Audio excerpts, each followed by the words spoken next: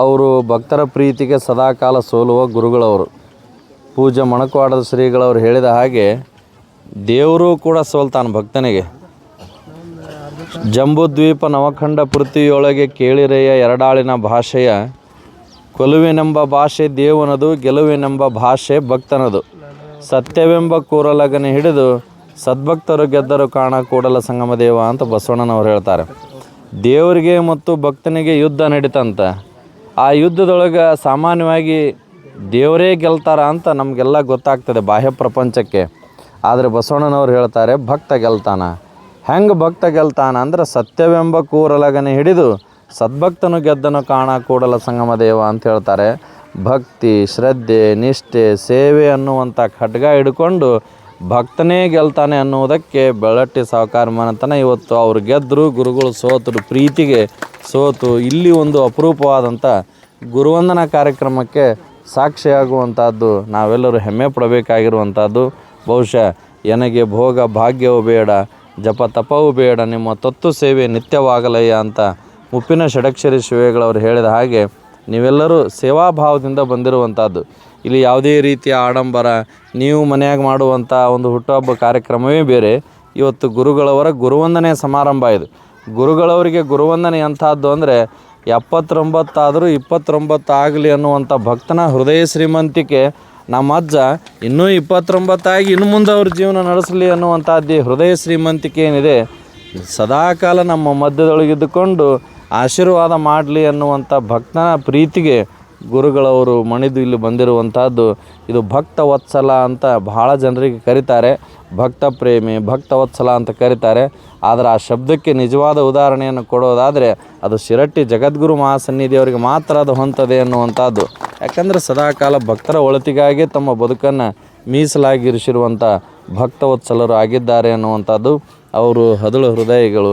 ನಮ್ಮಂಥ ಅನೇಕ ಜನ ಮಠಾಧಿಪತಿಗಳಿಗೆ ಆಶೀರ್ವಾದ ಮಾಡಿ ಮಾರ್ಗದರ್ಶನ ಮಾಡುವಂಥವರು. ಮೊನ್ನೆ ನಮ್ಮದೊಂದು ದೊಡ್ಡ ಕಾರ್ಯಕ್ರಮ, ಗುರುಗಳಿಗೆ ನಾನು ಫೋನ್ ಮಾಡಿದೆ, ಹಿಂಗೊಂದು ದೊಡ್ಡ ಕಾರ್ಯಕ್ರಮ ಐತಿ ಅಂಥೇಳಿ. ನಾನು ಇನ್ನೂ ಏನು ಹೇಳಿದ್ದಿಲ್ಲ ಈ ಕಾರ್ಯಕ್ರಮ ರೂಪರೇಷೆ. ತಮ್ಮ ಇಡೀ ಕರ್ನಾಟಕದೊಳಗೆ ಹೆಸರುವಾಸಿ ಆಗಂಗೆ ಆಕೈತಿ, ನಿಮ್ಮ ಹುಡುಗರೆಲ್ಲರೂ ಕೂಡಿ ಚಂದ ಮಾಡಿರಿ ಅಂತ ಆಶೀರ್ವಾದ ಮಾಡಿ ಫೋನ್ಯಾಗ ಅವ್ರು ಮಾಡಿರುವಂಥ ಹರಕೆ ಇವತ್ತು ಎಷ್ಟು ದೊಡ್ಡ ಪ್ರಮಾಣ ಆಯಿತು ಅಂತಂದರೆ ಜನರೆಲ್ಲರೂ ಕೂಡ ನೆನೆಸುವ ಹಾಗೆ ಆಯಿತು. ಅಂದರೆ ಒಬ್ಬ ಗುರುವಿನ ಮಾತು ಕೇವಲ ಫಕೀರೇಶನ ಮಾತಲ್ಲ, ಅದು ವೇದವಾಕ್ಯ ಅಂತ ಭಾವಿಸ್ಕೊಂಡು ನಡೆದಂಥವ್ರು ನಾವೆಲ್ಲರೂ ಕೂಡ. ಅಂಥ ಅಪರೂಪದ ಶಕ್ತಿಯನ್ನು ಹೊಂದಿರುವಂಥ ಜಗದ್ಗುರು ಫಕೀರ ಸಿದ್ದರಾಮ ಮಹಾಸ್ವಾಮಿಗಳವರ ಆಶೀರ್ವಾದ ನಮ್ಮ ನಿಮ್ಮೆಲ್ಲರ ಮೇಲೆ ಇರಲಿ. ಅವರ ಒಂದು ಹುಟ್ಟುಹಬ್ಬ ಕಾರ್ಯಕ್ರಮದಲ್ಲಿ ಪಾಲ್ಗೊಂಡು ಗುರುವಂದನೆ ಸಲ್ಲಿಸುವಂಥ ಸುಯೋಗ ನಿಮಗೆ ನಮಗೆಲ್ಲ ದೊರಕಿರುವಂಥದ್ದು ಪುಣ್ಯ ಅನ್ನೋ ಮಾತುಗಳನ್ನು ಹೇಳ್ತಾ, ಪೂಜ್ಯರ ಆಶೀರ್ವಾದ ಎಲ್ಲರ ಮೇಲೆ ಸದಾಕಾಲ ಇರಲಿ. ಅವರು ಸೇವೆ ಮಾಡಿ ನೀವು ಕೂಡ ಪುಣ್ಯ ಕಟ್ಟಿಕೊಳ್ಳ್ರಿ ಅನ್ನೋ ಮಾತುಗಳನ್ನು ಹೇಳ್ತಾ, ಈ ಊರಿನಲ್ಲಿ ಜನಿಸಿರುವಂಥ ಮೊಣಕವಾಡ ಶ್ರೀಗಳು ಇದೊಂದು ಬಹಳ ಅಪರೂಪವಾದ ಪವಾಡ ಸದೃಶ ಘಟನೆ ಇದು. ಒಬ್ಬ ಮಠಕ್ಕೆ ಬಂದ ಶಿಷ್ಯನನ್ನು ಇಡೀ ಕರ್ನಾಟಕ, ಮಹಾರಾಷ್ಟ್ರ, ಆಂಧ್ರದೊಳಗೆ ಮೆರೆಯುವ ಹಾಗೆ ಆಶೀರ್ವಾದ ಮಾಡ್ತಾರೆ. ಗುರುವಿನ ಕೃಪಾ ಒಂದು ಆಯಿತು ಅಂತಂದ್ರೆ ಕರ್ತುಂ ಅಕರ್ತುಂ ಅನ್ಯಥಾ ಕರ್ತುಂ, ಏನು ಆಗಬೇಕು, ಏನು ಆಗಂಗಿಲ್ಲ, ಏನು ಆಗದೇನೂ ಇರ್ಬೋದು, ಆಗು ಮಾಡುವ ಶಕ್ತಿ ಯಾರಲ್ಲಿದೆ ಅಂದರೆ ಅದು ಗುರುವಿನ ವಾಣಿಯಲ್ಲಿ, ಗುರುವಿನ ಹಸ್ತದಲ್ಲಿ ಇದೆ ಅನ್ನುವುದಕ್ಕೆ ನಮ್ಮ ಈ ಊರಿನ ಸಿದ್ದರಾಮ ದೇವರು ಮೊಣಕವಾಡದ ಮೃತ್ಯುಂಜಯ ಮಹಾಸ್ವಾಮಿಗಳಾಗಿ 4-6 ರಾಜ್ಯಗಳಲ್ಲಿ ಬಹಳ ದೊಡ್ಡ ಹೆಸರನ್ನು ಮಾಡುವ ಹಾಗೆ ಆಗಿದೆ ಅಂತಂದರೆ ಅದಕ್ಕೆ ಗುರುವಿನ ಕೃಪಾ ಒಂದು ಇತ್ತು ಅಂತಂದರೆ ಏನೆಲ್ಲ ಸಾಧ್ಯ ಅನ್ನುವುದಕ್ಕೆ ಪೂಜ್ಯರು ನಮಗೆಲ್ಲ ಉದಾಹರಣೆ. ಬಹುಶಃ ಅವರು ಮೊಣಕವಾಡದ ಶ್ರೀಗಳು ಅಂತ ಪ್ರಸಿದ್ಧಿಯನ್ನು ಪಡೆದುಕೊಂಡಂಥವ್ರು. ಅವ್ರದ್ದೊಂದು ಏನಾದರೂ ವಾಣಿ ಯೂಟ್ಯೂಬ್ದಾಗ, ವಾಟ್ಸಪ್ನ್ಯಾಗ, ಫೇಸ್ಬುಕ್ನ್ಯಾಗ, ಇನ್ಸ್ಟಾಗ್ರಾಮ್ದೊಳಗೆ ಬಂತು ಅಂದ್ರೆ 40-50 ಲಕ್ಷ ಜನ ನೋಡುವಷ್ಟರ ಮಟ್ಟಿಗೆ ಇವತ್ತಿನ ಕರ್ನಾಟಕದ ಸ್ಟಾರ್ ವ್ಯಾಲ್ಯೂ ಸ್ವಾಮಿಗಳು ಯಾರು ಅಂದ್ರೆ ಅದು ಅಭಿನವ ಮೃತ್ಯುಂಜಯ ಸ್ವಾಮಿಗಳೇ ಎನ್ನುವಂಥದ್ದು. ನೀವೆಲ್ಲ ಬೇರೆ ಬೇರೆ ರೀತಿಯ ಸಿನಿಮಾ ನಟರನ್ನು, ಆಟಗಾರರನ್ನು, ರಾಜಕಾರಣಿಗಳನ್ನು ಬೇರೆ ಬೇರೆ ನೋಡ್ತಿರ್ತೀರಿ. ನಮ್ಮ ಕಾವಿ ಲೋಕದ ಒಂದು ಧ್ರುವತಾರೆ ಅಂದರೆ ಅದು ನಮ್ಮ ಮೊಣಕವಾಡದ ಮೃತ್ಯುಂಜಯ ಸ್ವಾಮಿಗಳವರೇ ಅನ್ನುವಂಥದ್ದು. ಅದು ನಿಮ್ಮೂರಿನಲ್ಲಿ ಹುಟ್ಟಿದ ಚಂದದ ಮರ ಇವತ್ತು ಸುಗಂಧವನ್ನು ಸೂಸುವ, ಆಧ್ಯಾತ್ಮದ ಸುಗಂಧವನ್ನು ಸೂಸುವ ಒಂದು ಚಂದನವಾಗಿ, ಸುಗಂಧದ ಮರವಾಗಿ, ಗಂಧದ ಮರವಾಗಿ ನಾಡಿನ ತುಂಬೆಲ್ಲ ಸುವಾಸನೆ ಬೀರ್ತಾ ಇರುವಂಥದ್ದು.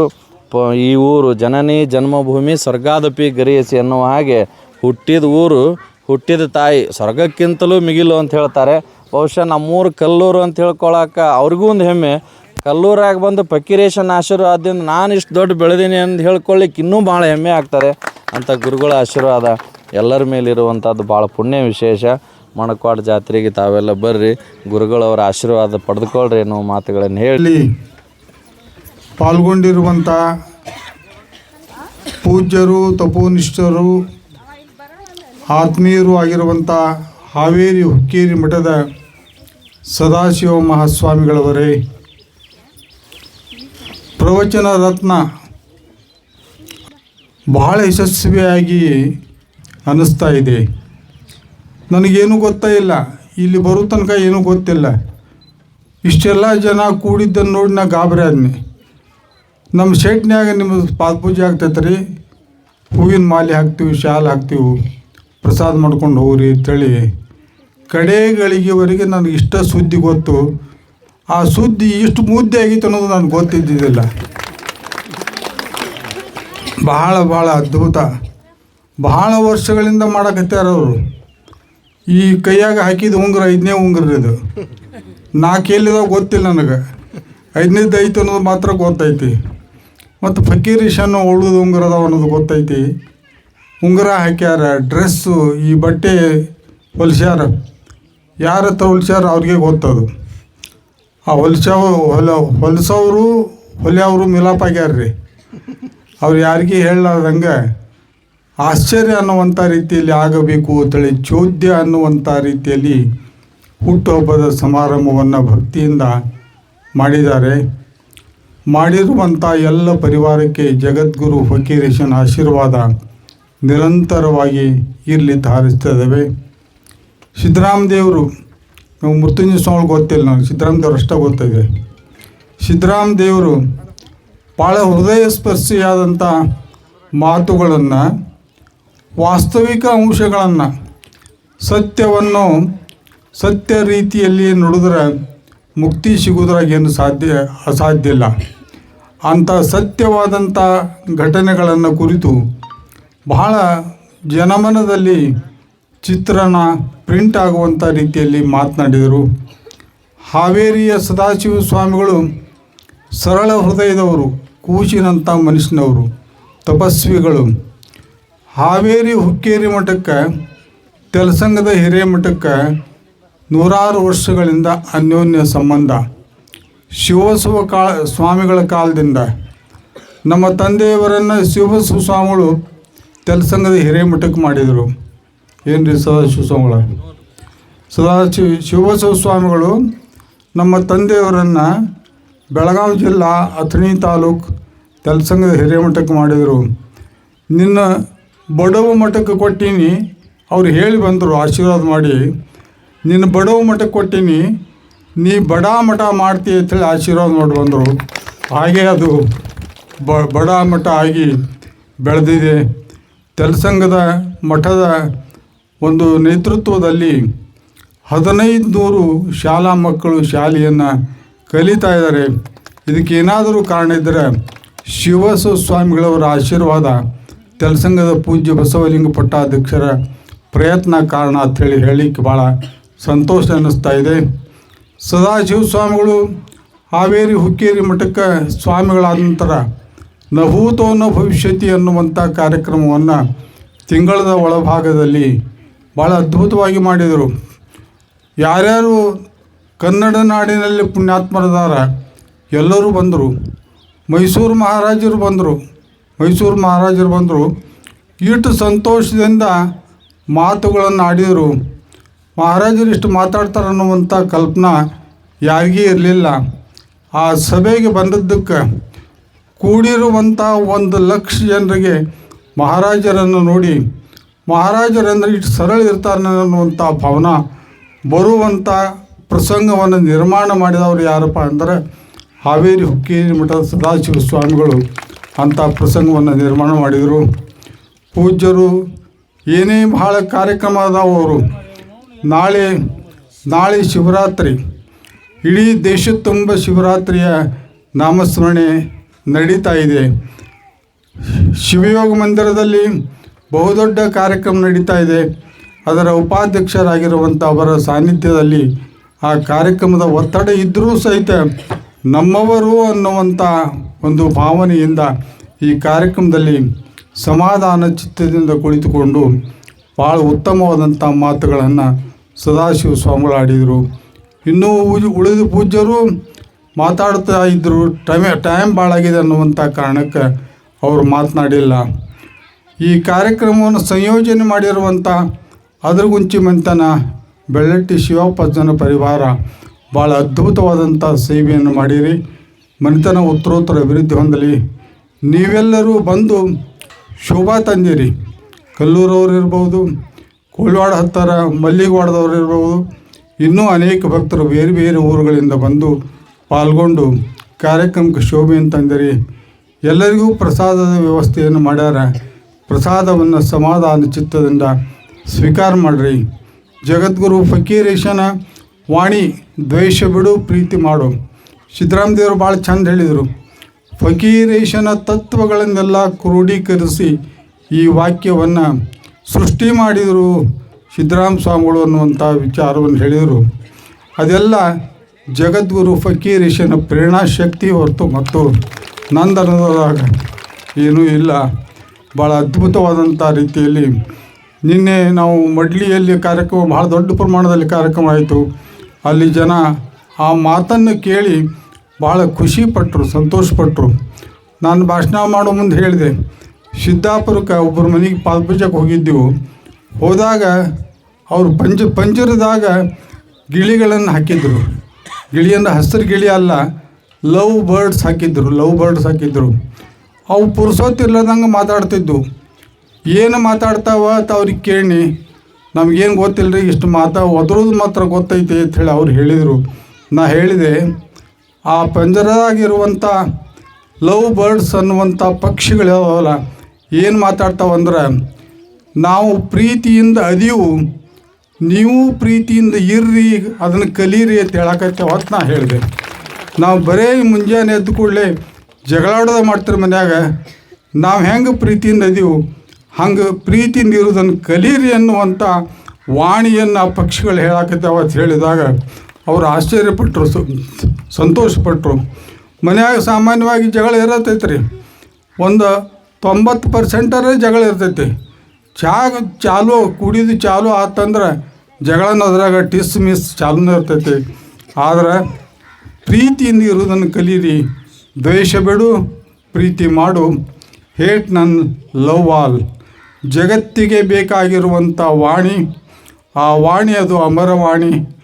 ಆ ವಾಣಿಯನ್ನು ಯಾರು ಜೀವನದಲ್ಲಿ ಅಳವಡಿಸ್ಕೊಳ್ತಾರ ಅವರ ಜನ್ಮ ಸ್ವರ್ಗ ಸದೃಶವಾಗಿ ಆಗುವುದರಲ್ಲಿ ಸಂಶಯ ಇಲ್ಲ. ಅಂಥ ಭಾವನೆಗಳು ಎಲ್ಲರ ಮನಸ್ಸಿನಲ್ಲಿ ಬರಲಿ. ಎಲ್ಲರಿಗೂ ಸುಖ ಉಂಟಾಗಲಿ, ತೃಪ್ತಿ ಉಂಟಾಗಲಿ. ನೆಮ್ಮದಿಯ ಬಾಳು ಅದು ಸ್ವರ್ಗದ ಬಾಗಿಲು ತೆಗೆದಂಗೆ, ನೆಮ್ಮದಿಯ ಬಾಳು ಸ್ವರ್ಗದ ಬಾಗಿಲು ತೆಗೆದಂಗೆ. ನಿಮ್ಮೆಲ್ಲರ ಜೀವನದಲ್ಲಿ ಸ್ವರ್ಗದ ಬಾಗಿಲು ತೆಗೆದು ಸಂತೋಷದ ಹೊಳೆ ಹರಿಯಲಿ ಅಂತ ಆಶೀರ್ವಾದ ಮಾಡಿ ನಮ್ಮ ಮಾತುಗಳನ್ನು ಮುಗಿಸ್ತಾ ಇದ್ದೇವೆ. ಮಾಡ್ಯಾರ ಆ ಕಲಾವಿದರ ಮುಖಾಂತರ ಸಂಗೀತದ ಹೊಳೆ ಸಂಕದ ಸುದ್ದಿ ಭಾಳ ಕೇಳಿದೆವು. ದಿವಸ 50,000 ಜನ ಪ್ರವಚನ ಕೂಡ್ತಿದ್ರು ಅನ್ನುವಂಥ ವಿಷಯವನ್ನು ಕೇಳಿದೆವು. ಸಂಘ ಅದು ಸ್ವರ್ಗವಾಗಿ ಪರಿಣಮಿಸುವಂಥ ರೀತಿಯಲ್ಲಿ ಕೋಟಿಗಟ್ಟಲೆ ಹಣವನ್ನು ಕೂಡಿಸುವಂಥ ರೀತಿಯಲ್ಲಿ ಸಿದ್ದರಾಮ ದೇವರು ಪ್ರಯತ್ನ ಮಾಡಿದರು. ಹಾವೇರಿ ಕಾರ್ಯಕ್ರಮಕ್ಕೆ ಎಷ್ಟು ರೊಕ್ಕ ಸಿದ್ದರಾಮ ದೇವ್ರು ಕೊಡ್ಸಿದ್ರು ಅಂದ್ರೆ 1 ಕೋಟಿ ರೂಪಾಯಿ ರೊಕ್ಕ ಕೊಡ್ಸಿದ್ರು. ಸದಾಶಿವ ಸ್ವಾಮಿಗಳು ನನಗೆ ಹೇಳಿದರು, ಸಿದ್ದರಾಮ ದೇವರು ತಿರುಗಾಡಿ ಮಾಡಿ 1 ಕೋಟಿ ರೂಪಾಯಿಗಳನ್ನು ಕೊಡಿಸಿದರು, ಕಾರ್ಯಕ್ರಮ ಯಶಸ್ವಿ ಮಾಡಿದರು ಅನ್ನುವಂಥ ವಿಚಾರವನ್ನು ಹೇಳಿದರು. ತಾಕತ್ತು ಇದ್ದರೆ ಏನು ಬೇಕಾದ್ದನ್ನು ಮಾಡ್ಬೋದು, ಗುರುವಿನ ಆಶೀರ್ವಾದ ಬೇಕು. ಶರೀಫ ಗಿಡ್ಡ ಸಿದ್ಧ ತಳಿದ್ದ ಅವ ಶರೀಫ್ ಕಟ್ಟಿ ಕುಂತಿದ್ದ. ಗಿಡ್ಡ ಸಿದ್ಧ ಬಂದ, ಎಲ್ಲಿ ಹೊಂಟಿಯೋ ಸಿದ್ಧ ಅಂತ ಕೇಳಿದರು. ಶರೀಫರು ಕೇಳಿದರು, ಕುಸ್ತಿ ಬಂದವ, ಕುಸ್ತಿ ಆಡ್ಲಕ್ಕೆ ಹೋಗ್ತೀನಿ ಅಂತ ಹೇಳಿದ. ನೋಡು, ಕುಸ್ತಿ ಆಡ್ಲಕ್ಕೆ ಹೋಗ್ಲಕ್ಕೆ ಬೇಡ ಅನ್ನೋದಲ್ಲ, ಇದೊಂದು ಖಾರಿಕದ ಬೀಜ ಐತಿ, ಉತ್ತತ್ತಿ ಬೀಜ ಐತಿ. ಬೀಜ ನಿನ್ನ ಚಡ್ಡಿ ಸರಿಕಿನ್ಯಾಗ ಇರಬೇಕು ಅಂಥೇಳಿ ಶರೀಫರು ಕೊಟ್ಟರು. ಚಡ್ಡಿ ಸರಿಕಿನಾಗ ಹಾಕೊಂಡ ಎಂತಿಂಥ ಪೈಲ್ವಾನ್ ಬಂದರೂ ಅವ ಕುಸ್ತಿ ಹಿಡ್ದಾನಂದ್ರೆ ಗಿಡ್ಡ ಸಿದ್ದು ಕುಸ್ತಿ ಒಗದತ್ತಿರವ. ಈ ನಾಡಿನ ತುಂಬ ಸುದ್ದಿ ಆಯ್ತು. ನಾಡಿನ ತುಂಬ ಸುದ್ದಿ ಆದ ಮೇಲೆ ಒಂದು ದಿವಸ ಶರೀಫರು ಕಟ್ಟಿ ಕುಂತಾಗ ಗಿಡ್ಡ ಸಿದ್ಧ ಸೊಕ್ಕು ಬಂದಿತ್ತು, ಹಾದು ಹೊಂಟಿದ್ದ. ಸಿದ್ಧ ಬಾ ಇಲ್ಲಿ ಅಂಥೇಳಿ ಕರೆದ್ರು ಶರೀಫರು. ಕರೆದಾಗ ಬರಲಿಲ್ಲ ಅವನು. ಕುಸ್ತಿ ಟೈಮ್ ಆಗೈತಿ, ಅದಕ್ಕೆ ಈಗ ಬರೋದಿಲ್ಲ ಅಂತ ಹೇಳಿದೆ. ಬರೋದಿಲ್ಲ ಅಂದ್ರೆ ನೀ ಏನು ಕುಸ್ತಿ ಆಡೋಕೆ ಹೋಗ್ತಿಲ್ಲ, ಕುಸ್ತಿ ಗೆಲ್ಲೋದಿಲ್ಲ ಅಂತ ಹೇಳಿದರು. ಇಂಥವ್ರನ್ನ ಭಾಳ ಮಂದಿ ನೋಡೀನಿ ಅಂಥೇಳಿ ಅಂದು ಹೋದ. ಕುಸ್ತಿ ಕಣದಾಗ ಇಳ್ದ. ಒಬ್ಬ ಸಣ್ಣ ಹುಡುಗ ಅವನು ಒಗೆದು ಬಿಟ್ಟ. ಗುರುವಿನ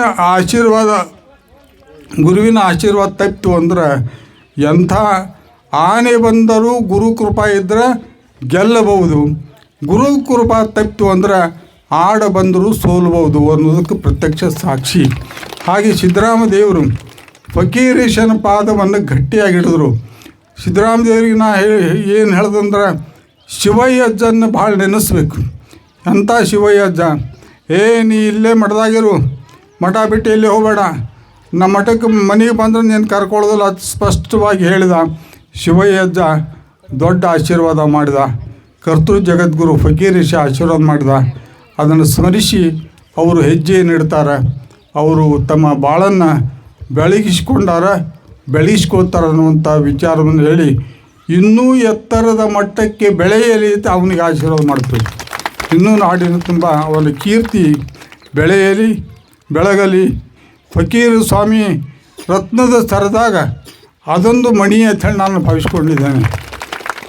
ಗದಿಗೆನ ತೋಂಟದಾರಿ ಜಗದ್ದಳು ಒಂದು ಸಲ ಹೇಳಿದರು, ನಾವು 100 ಮಂದಿನ ತಯಾರು ಮಾಡಿವಪ್ಪ, ನಿನ್ನಂಥ ಒಬ್ಬ ತಯಾರಾಗಿಲ್ಲ ಅನ್ನುವಂಥ ವಿಚಾರವನ್ನು ಗದಿಗೆನ ತೋಂಟದಾರಿ ಜಗದ್ದಳು ಸಿದ್ಧಲಿಂಗ ಸ್ವಾಮಿಗಳು ಹೇಳಿದರು. ನನ್ನ ಮುಂದೆ ಹೇಳಿದರು, ಚಲೋ ಆಗ್ಯಾನ್ರಿ ನಿಮ್ಮ ಹುಡುಗ ಅಂತ ಹೇಳಿದರು. ಆ ಕೀರ್ತಿ ವಾರ್ತೆ ಯಾವ ಊರಿಗೆ ಗೌರವ ತರ್ತಾ ಇದೆ ಅಂದರೆ ಕಲ್ಲೂರು ಊರಿಗೆ ಕೀರ್ತಿ ಗೌರವವನ್ನು ತರ್ತಾ ಇದೆ ಅನ್ನುವಂಥ ವಿಚಾರವನ್ನು ಹೇಳಿ ನಿಮಗೆಲ್ಲ ಶುಭ ಹಾರೈಸಿ ನನ್ನ ಮಾತುಗಳನ್ನು ಮುಗಿಸ್ತಾ ಇದ್ದೀನಿ.